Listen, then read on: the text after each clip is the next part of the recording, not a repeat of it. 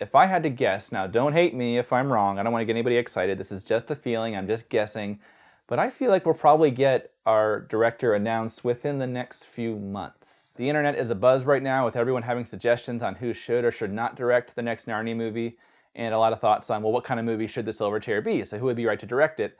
And I've actually found myself thinking more about what I think the Silver Chair should definitely not be. This will be the 4th Narnia movie, so we've kind of gotten a sense of, okay, here are the traps they tend to fall into when adapting a Narnia story. So since I've been thinking a lot about that, here are 3 things that I think the Silver Chair movie should not be or not do. Number 1, it should not be too epic. Now I kind of hesitated to use that word because I think it gets thrown around too much and it gets misused a lot and it's sort of a cliche. But I don't know, what do I mean? I guess what I mean by that is it should be a more intimate story. How do I describe what I'm talking about here? Limit the number of giant, epic helicopter shots. A little less like Lord of the Rings, maybe a little more like Where the Wild Things Are, where it's kind of shot a little more like a documentary. And you're just like, this is what it was like to be this boy in this situation. I'm not saying they should shoot it that way. I'm just trying to make a point. Obviously things happen. They go to the giants, and there's Aslan's country at the beginning, and Jill flying through the air, and obviously there's things happen that are big, but let's make this about, this is what it was like to be this girl, or these people in this situation, and not this giant, I don't know, I just want it to be a more focused, intimate story. Even the first 2, which I liked, have kind of overemphasized the scale of Narnia. Look how awesome and beautiful it is. And so I think we lose some of that emotional intimacy with the characters a little bit when you emphasize the giantness of the world so much. And that's kind of related to my second point. And this is another one I can feel it. This is going to happen. This is when I feel there's like a 60 to 70% chance this is going to happen, and I hope not, just based on what's happened with the first 3 films. Please don't make the Silver Chair a save the world story. That's not the point. This is the huge mistake they made with the Voyage of the Dawn Treader movie, where the longing for Aslan's country, the possibility of actually reaching Aslan's country, the fear of the unknown, the mystery of what happened to the 7 lords, what are we going to find? Boring, apparently, but the filmmakers thought. They had to add this plot about saving the world from the evil green mist smoke monster thing, and it was going to steal the light from this world, or whatever it was going to do. That's not at all what made the Dawn Treader such a compelling story. And with the Silver Chair, you can just see it coming, can't you? They're going to take the Lady of the Green Kirtle, building up her army and wanting to take over Narnia using Rilian, and they're going to make that the A plot, when it's more like the B plot, or maybe even the C plot, to be honest. We don't even find out about that until the very, very end of the story. It's ultimately about Jill and, yeah, Eustace and Puddleglum too, with, are they going to trust Aslan's signs? That's the main thrust of the story. Don't make it about saving the world. Make it about, is Caspian, a father who's about to die, is he going to be reunited with his son one more time before he dies?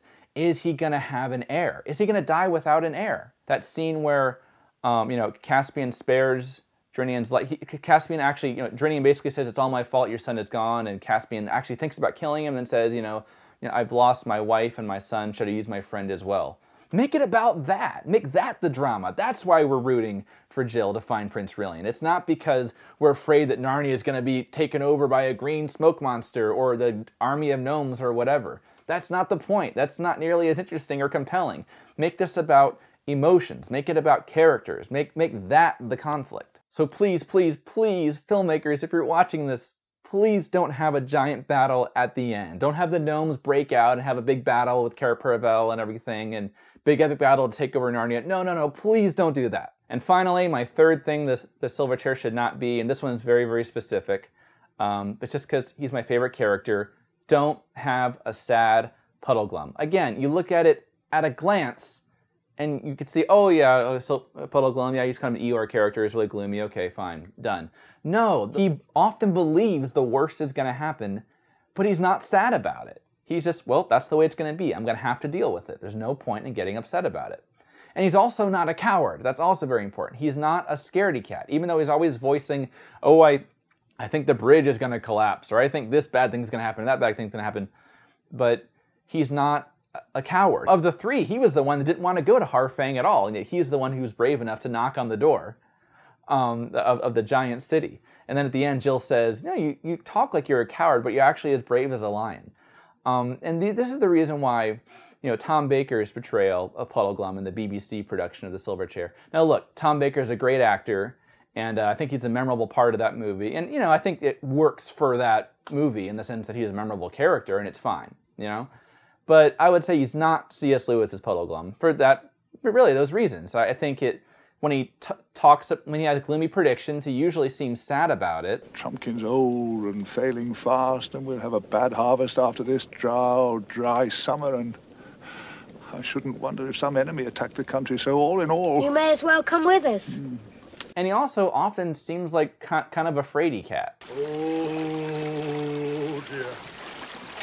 Oh, dear. Oh, dear.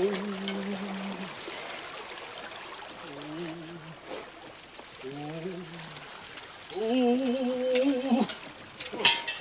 See? That wasn't difficult at all. The Puddleglum in the book is neither of those things. It's just another thing where I can see them doing that. I can see them having a gloomy, sad, depressed Puddleglum. Because at a glance, okay, he's Eeyore. No, actually read what makes the character unique. What makes him such a favorite, at least for me. He's my favorite character. I can just see it coming, and I really hope they don't do that. So there you go, a few things the Silver Chair movie should not be. It's human nature, right? It's always easier to come up with criticism, always easier to come up with, well, here's what they shouldn't do, and what they actually should do. Well, you know, in upcoming videos, I'll have more thoughts on what I think the Silver Chair movie should be. What are the essential themes of the book? What are the things that, whatever else they change, they got to keep? So I want to hear what you guys think. So please post a comment below, or you can go to my Facebook page or my Twitter and post something there. Just things about the Silver Chair you really can kind of, oh, I really hope they don't touch that. Let me know what you think, and hopefully we'll get some news soon.